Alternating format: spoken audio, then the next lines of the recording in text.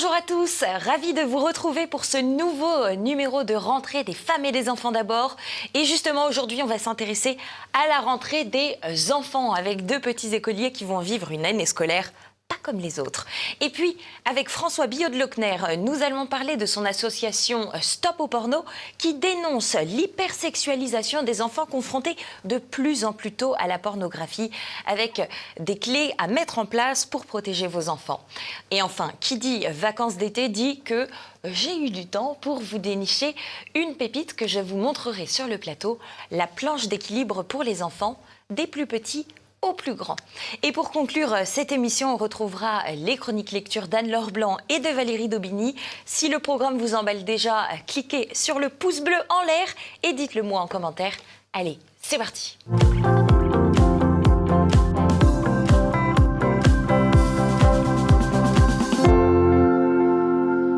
Si chez nous, en France, la rentrée dans les établissements scolaires commence majoritairement jeudi 2 septembre, c'est-à-dire demain, eh bien moi, aujourd'hui, j'ai envie de vous parler d'Aloïs et d'Éline qui vont faire leur rentrée ce mercredi 1er septembre. Une rentrée un peu particulière, vous allez voir. Je vous propose de découvrir la vie d'une famille qui a choisi pour ses enfants la scolarité transfrontalière de Herzl en France vers Watou en Belgique. Édouard, le papa et ses deux enfants ont accepté de se prêter au jeu des questions dans notre émission. On les retrouve tout de suite.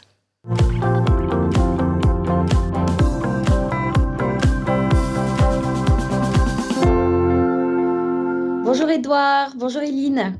Bonjour Floriane. Est-ce que avec Aloïs, vous avez hâte de retrouver l'école et de retrouver vos copains?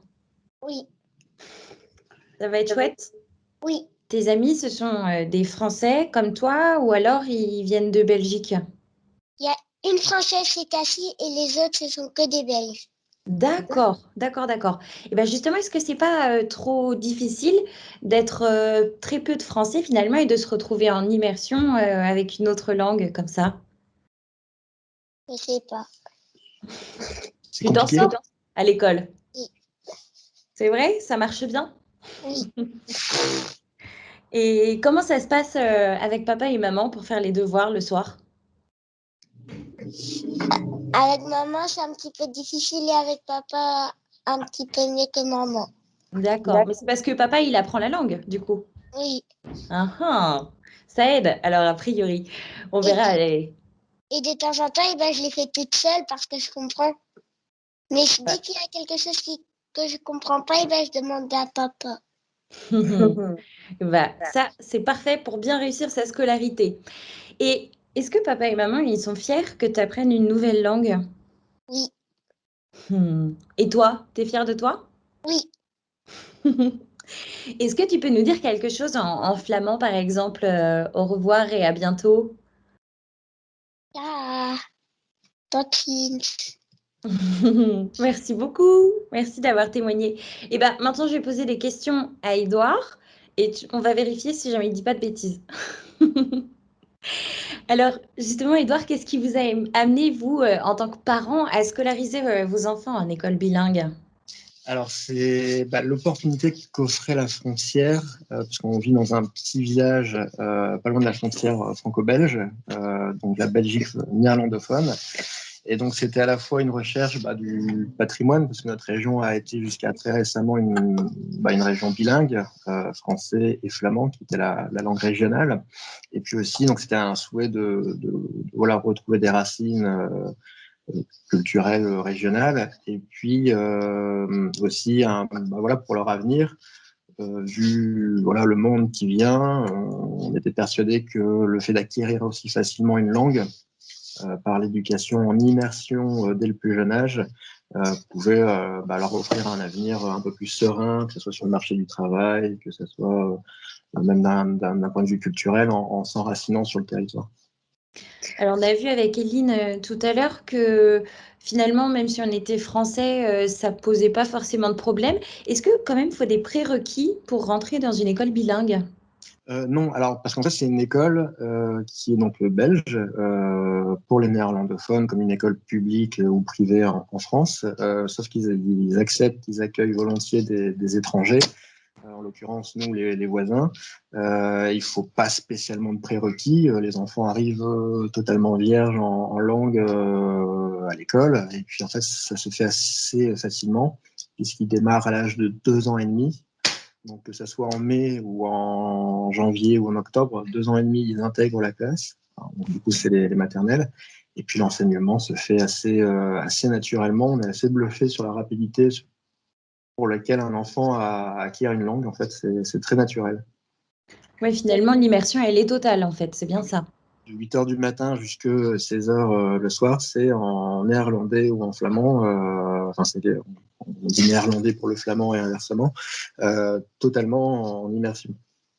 Alors, on a vu avec Eline aussi que bon, les enfants, ils apprennent la langue, mais est-ce que avec les parents, justement, pour les devoirs, est-ce qu'il y a eu des moments un peu de doute pour vous? Alors, surtout pour tout ce qui est culture générale, histoire, voire un peu orthographe. Bon, là-dessus, on est un peu largué, pardon pour l'expression. Mais pour tout ce qui est maths, ça c'est assez facile, j'allais dire. Bon, après, on lui fait confiance. Après, on a appris un peu aussi le néerlandais, ça aide quand même. On a quand même certaines bases, ce qui fait qu'on a pu à la fois s'intégrer assez facilement dans l'école, puis accompagner Eline.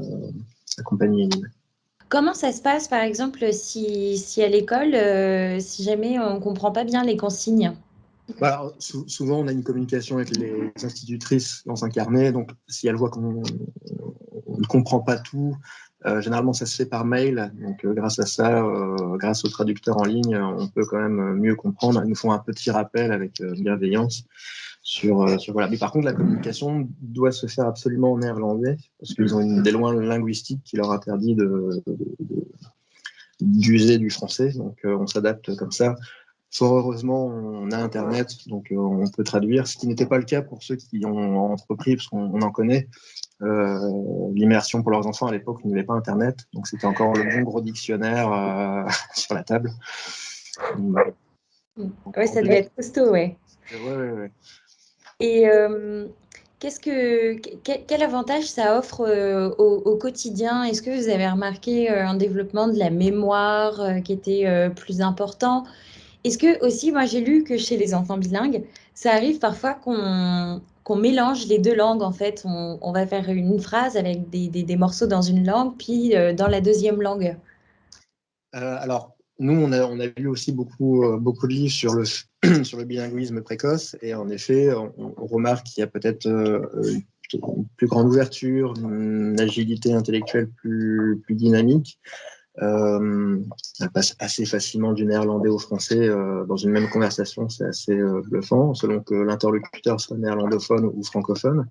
On a remarqué aussi très petits, ils font plus attention au visage, alors peut-être parce que justement ils ont en immersion dans un environnement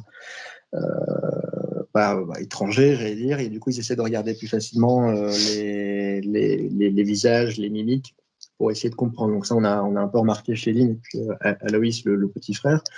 Et puis non, elle ne mélange pas spécialement les mots. Ouais. Il mélange juste les cheveux. Pour la phrase. Du coup, non, elle ne mélange pas spécialement les mots dans une phrase. Peut-être que si y a le mot, elle ne connaît pas en français, elle va l'utiliser assez comme ça, sans rendre compte, en néerlandais et inversement. Et donc, en fait, du coup, on a ce qu'on appelle un peu l'effet échelle, c'est-à-dire ce qui est acquis dans une langue, comme monter une échelle avec un pied à la fois. En fait, ce qui est acquis dans une langue permet ensuite de l'acquérir facilement dans l'autre langue. Donc, du coup, si elle ne connaît pas le mot dans une langue, elle va tout de suite aller le chercher en français, par exemple, si elle ne le connaît pas en néerlandais. Eh ben super. Et j'ai une dernière question. Est-ce que du coup, le fait d'être plus grande, ça te permet d'aider ton petit frère aussi à l'école? Oui. Ouais. Ça se passe comment du coup? Tu lui donnes des conseils? Non, parce que je ne sais pas trop ce qu'ils font dans sa classe. Mais sinon, dès que je peux, je l'aide. Oh. Eh ben, merci beaucoup, Édouard, à vous et à vos enfants d'avoir participé. Aloïs a fait le timide. Oui, il n'est pas n'a pas osé se montrer. Ouais. Mais en tout cas, on voit une petite tête d'Aloïs. Merci beaucoup d'avoir répondu à nos questions. En tout cas, les enfants, on vous souhaite une très bonne rentrée demain. Le retour avec les copains, le cartable sur le dos, en pleine forme, de bonne et de bonne humeur. Merci, au revoir. Merci Edouard, à bientôt. À bientôt. À bientôt. Au revoir. Dis au revoir à Louis. Au revoir.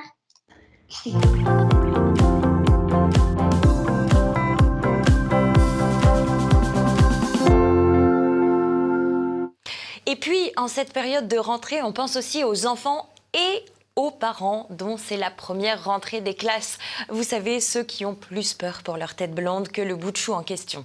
Selon les instituteurs et les institutrices, le mieux pour déposer votre petit vite fait, bien fait, eh bien, c'est de ne surtout pas éterniser les au revoir. Même s'il y a des grosses larmes, rassurez-vous, elles seront vite séchées.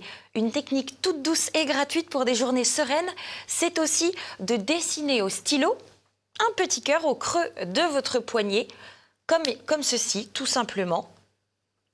Et voilà, on dessine le petit cœur et on fait le même petit cœur sur le poignet de l'enfant.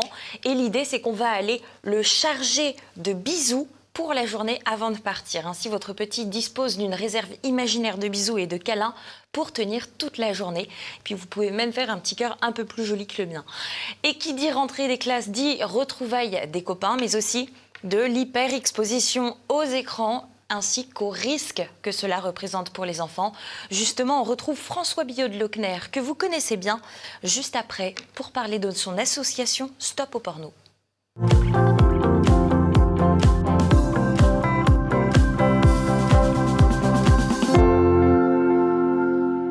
François Billot de Lochner, bonjour. Bonjour Floriane. Alors aujourd'hui, vous êtes sur le plateau des femmes et des enfants d'abord. Les téléspectateurs vous connaissent bien, je pense, puisqu'ils peuvent vous retrouver tous les soirs dans le JT de TV Liberté.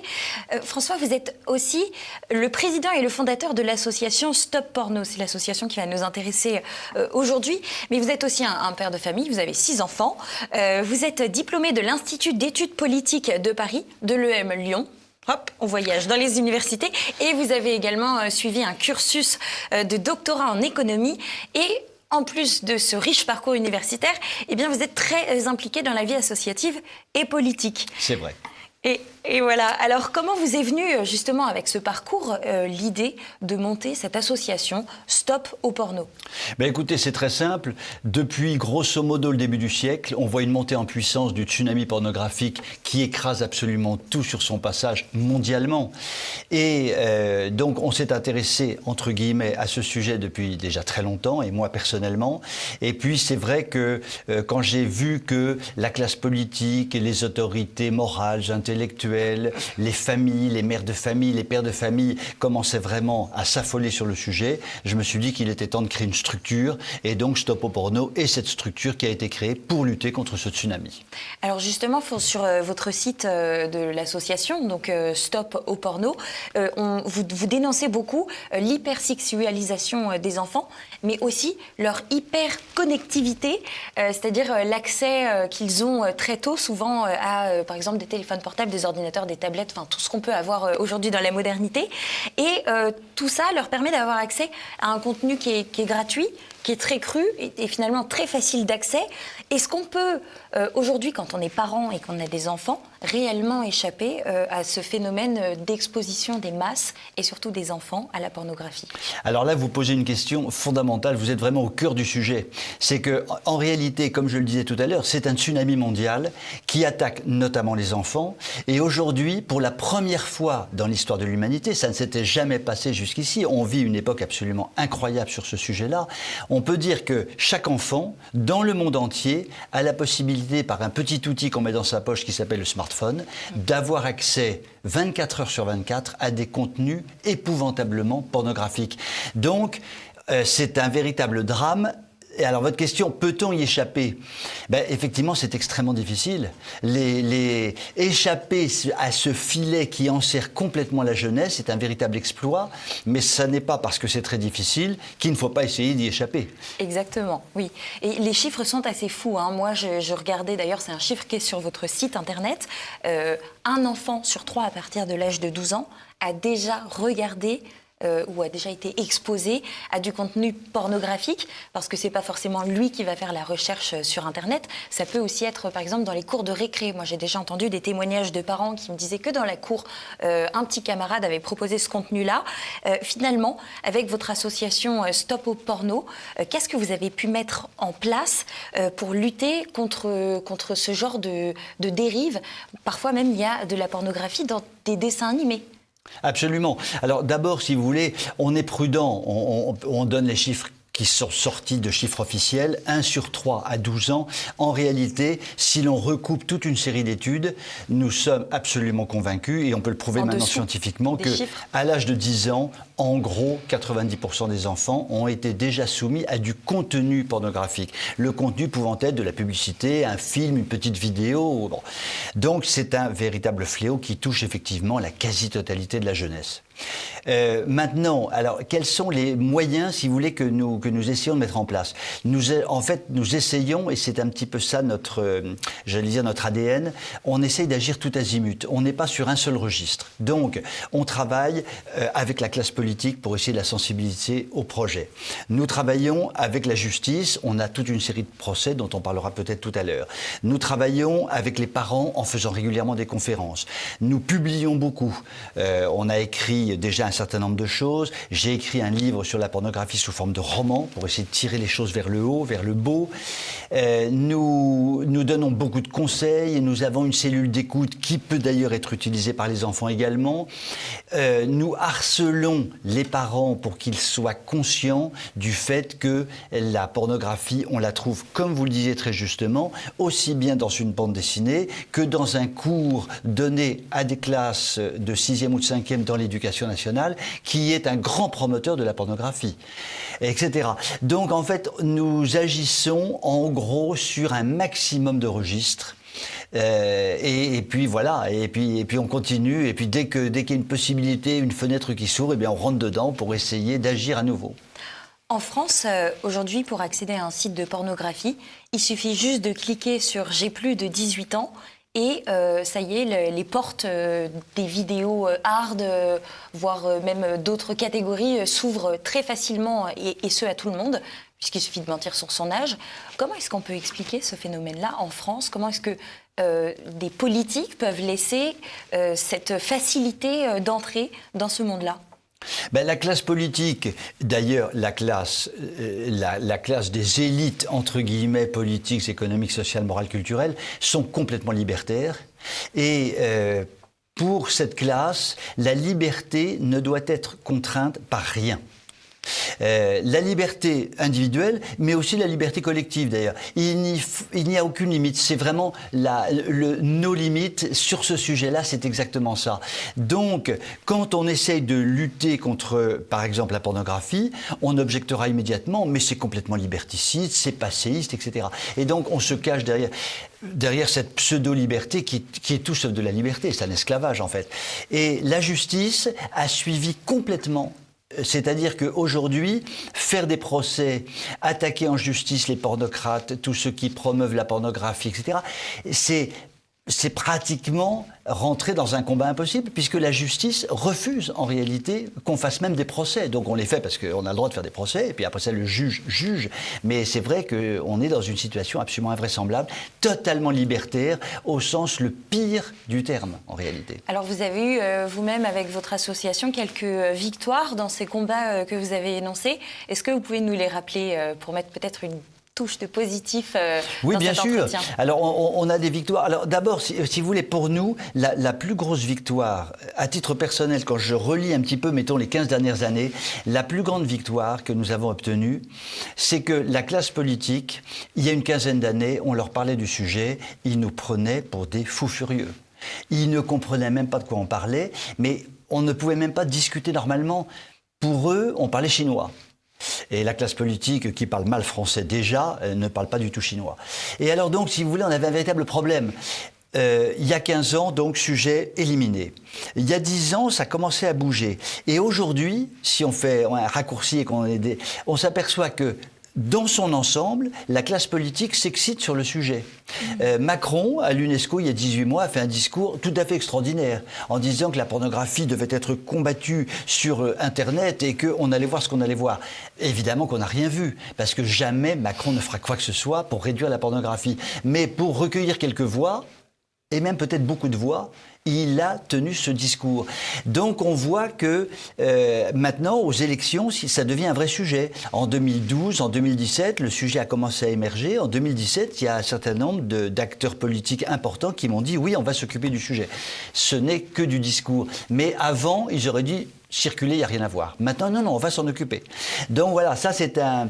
Alors, je pense que dans les procès que nous faisons, ça procède un petit peu de ça. Alors, dans les procès que nous faisons, à part quelques cas où on a réussi à faire retirer des affiches immédiatement, des affiches qui étaient pornographiques ou des choses comme ça, les procès, en fait, vont durer des années. On a enclenché les premiers procès il y a 5-6 ans.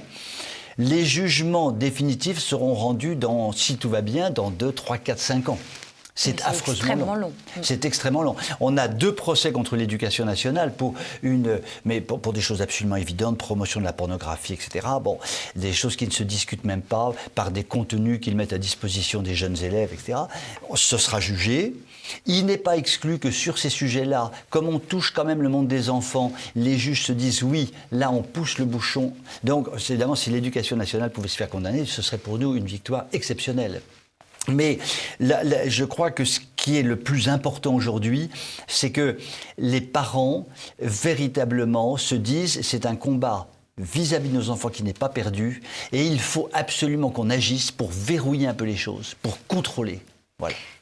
J'ai une dernière question pour vous, très rapidement. Quel conseil vous donneriez à quelqu'un qui a été exposé à du contenu pornographique et qui éventuellement soit continue d'en consommer parce qu'il est tombé dans une spirale de la dépendance, ou alors qui au contraire est extrêmement choqué et n'arrive plus à se sortir les images de sa tête? Alors, ça, je pense, là, on est dans une situation telle que vous décrivez qui est extrêmement difficile parce que les psychologues, maintenant, sont assez d'accord, je parle des vrais psychologues, pas des psychologues à dessous, pour dire qu'un enfant de 10 ans qui voit son premier film pornographique, c'est assimilable à un viol. Bon, chacun sait que lorsqu'un enfant est violé, il ne s'en remettra jamais. Donc, lorsque un enfant est soumis à un viol par du contenu pornographique qui lui explose à la figure, on peut considérer qu'il est atteint et blessé à mort, grosso modo, toute sa vie.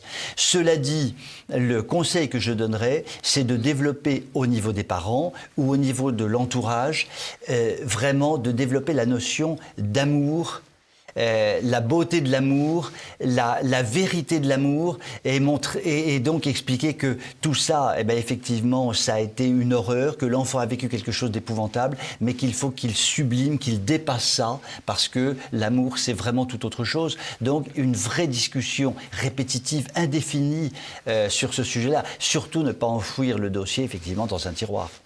Et alors, en amont, le conseil que je donnerais aux parents, c'est de vérifier, alors ça c'est extrêmement difficile pour eux, parce que les parents n'ont pas que ça à faire, mais il faut pratiquement contrôler le sujet pratiquement tous les jours de la jeunesse des enfants. C'est-à-dire, que font-ils, que voient-ils, comment utilisent-ils l'ordinateur familial, est-ce qu'il y a des contrôles parentaux, que lisent-ils, qu'est-ce que l'éducation nationale fait lire aux enfants, pour indéfiniment, une mère de famille me disait, c'est très simple, tous les soirs, on fait un petit point.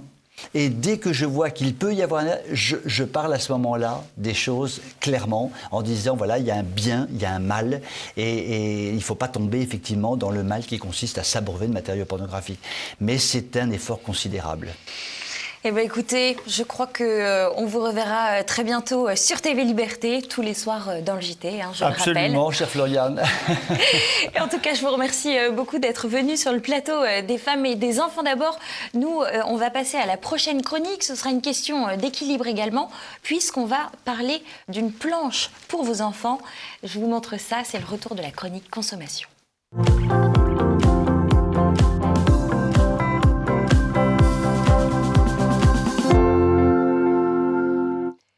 retour de la chronique consommation, je suis joie. Je vais vous présenter aujourd'hui un objet d'éveil pour les enfants de 1 an à peu près jusqu'à 77 ans, pourquoi pas. Enfin du moins jusqu'à au moins 100 kilos en moyenne selon les marques. C'est un peu la version 2.0 du cheval en bois, mais en version minimaliste et qui rend bien dans votre salon. Il s'agit d'une planche d'équilibre. Alors je vous montre la bête. Elle est ici cachée sous ma table. Donc on peut évidemment s'en servir pour se tenir debout en équilibre de ce côté-ci, puisqu'on peut la balancer. Hop. Et puis, on peut également l'escalader, en faire un pont, on peut ramper dessous, faire un toboggan en le posant sur le canapé du salon éventuellement. On peut lire dedans, on peut se reposer le dos. C'est possible même pour les adultes et les plus pointus d'entre vous même pourront faire des séances de yoga incroyables dessus. Cela peut aussi faire un circuit de voiture ou bien le siège d'un petit poupon. La limite, c'est l'imagination de votre enfant. Alors bonus, comme elle est un peu lourde, a priori, le grand ne s'en servira pas pour taper sur la tête du petit. Et attention toutefois à ce que les doigts de vos petits bouts de chou ne se retrouvent pas sous la planche, tout de même, surtout s'il chahute à plusieurs dessus. Cette planche-là, il s'agit d'une Curve Lab, mais on trouve tout un tas de modèles différents entre 70 et 140 €, je dirais. C'est vrai que c'est un petit peu cher, mais c'est vraiment un beau cadeau original à faire, à plusieurs même, pourquoi pas. La marque la plus connue, c'est la Wobbleboard, mais elle était un peu plus au-dessus de mon budget. Et on trouve aussi une jolie planche du même genre chez Vert Baudet. Je vous mettrai tous les liens dans la description de cette vidéo en bas. Et il est possible, selon les marques, de rajouter pas mal d'accessoires qui sont souvent un peu cher à mon goût aussi pour ce que c'est. Par exemple, on peut rajouter un coussin pour la tête, on peut mettre un gros matelas couvrant, voire même très gros, qui peut se transformer donc en petit couffin balancelle pour bébé, par exemple.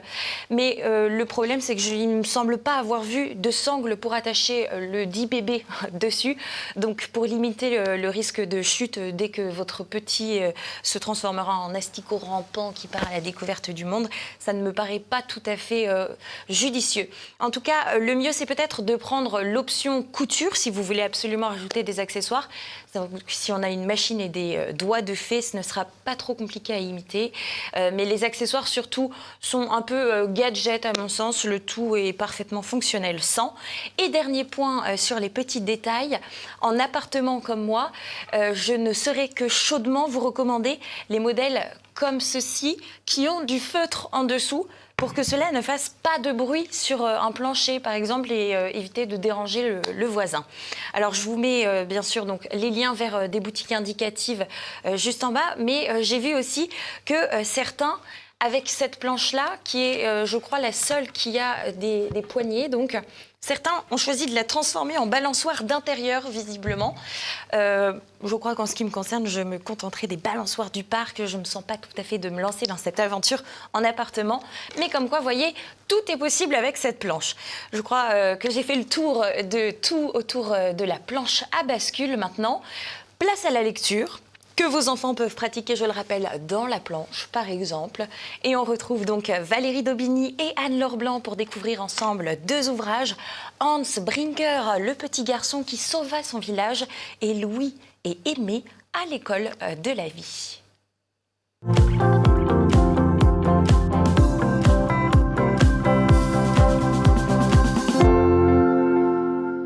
Je vais vous présenter aujourd'hui un délicieux petit album, Hans Brinker, le petit garçon qui sauva son village. Alors Hans Brinker, c'est le héros d'un roman un peu oublié qui s'appelle Les Patins d'argent, donc un roman du 19e siècle. Nous sommes aux Pays-Bas. Et aux Pays-Bas, il y a des digues, bien sûr, et ce petit Hans Brinker qui va sauver son village se promène, il a joué avec ses copains, tout va bien. Et puis un meunier lui dit que la tempête se prépare et qu'il ferait bien de se dépêcher. Et sur la digue, justement, il aperçoit un tout petit trou avec de l'eau qui suinte. Et qu'est-ce qu'il va faire, notre petit bonhomme? Eh bien, il va mettre le doigt dans le trou de cette digue, il va tenir toute la nuit, malgré vents et tempêtes, jusqu'à ce qu'on vienne le secourir. Et il va ainsi éviter que la digue ne se rompe et que son village soit englouti. Donc Hans Brinker, c'est vraiment un petit héros connu de tous les enfants hollandais. Et j'espère qu'il sera, par cet album, connu aussi des petits Français. Bonne lecture!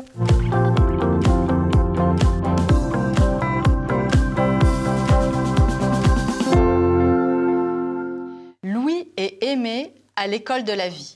Voici un album aux éditions MAM qui est destiné aux enfants à partir de 6-7 ans. 6 ans si on leur lit, un petit peu plus tard pour qu'ils le lisent tout seuls. Il est magnifiquement illustré par By BM qui donne beaucoup de charme à cette histoire. Cette histoire, c'est celle de Louis, un petit garçon handicapé, il est muet et il a un problème à la jambe. Il ne peut pas aller à la piscine avec tous ses amis, mais aujourd'hui, il a décidé d'emporter un sac à dos mystérieux. Que contient-il? Nous le découvrirons. Il lui permettra, ce sac à dos, d'aller avec ses amis dans l'eau. Une très jolie histoire qui aborde avec beaucoup de délicatesse la question du handicap de l'enfant, sans aucun misérabilisme. Cet album n'est pas là pour nous faire pleurer. Au contraire, il est plein d'astuces, de joie, de tendresse. Un bon moment aux côtés de ses 2 amis, Louis et Aimé, à l'école de la vie.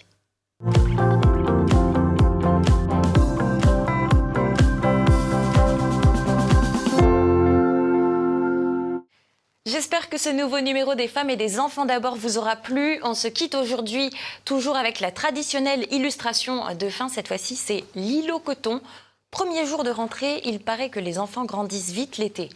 Bon, écoute, c'est la mode des chevilles visibles, on n'y verra que du feu. De mon côté, même résultat, avec un peu de soleil et beaucoup d'eau. Oui, tout cela a tout à fait rapport avec mes vacances bretonnes. Finalement, les enfants, c'est comme les plantes vertes quand il s'agit de les faire grandir, un petit peu d'eau, du soleil. Mais la comparaison s'arrête là, car les plantes vertes, c'est quand même drôlement plus calme. Mais ça ne raconte pas de blagues et ça ne dit pas « je t'aime maman » et ça n'a pas de prix. Alors, merci de nous avoir suivis. Encore une bonne rentrée à tous. Je vous rappelle que vous pouvez me retrouver sur mon compte Instagram FlorianTVL pour suivre mes aventures, par exemple. Je vous ai montré cet été mes exploits en roller et je ne suis même pas morte, ce qui explique donc mon retour ici. Bref, pour nous soutenir, n'hésitez pas à commenter cette vidéo, à la liker, à la partager. Parlez-en à votre entourage. Les femmes et les enfants d'abord, c'est l'émission à ne pas manquer pour les futurs parents, les papas, les mamans, mais aussi les grands-parents qui replongent dans le bain avec les petits-enfants. À très bientôt sur TV Liberté.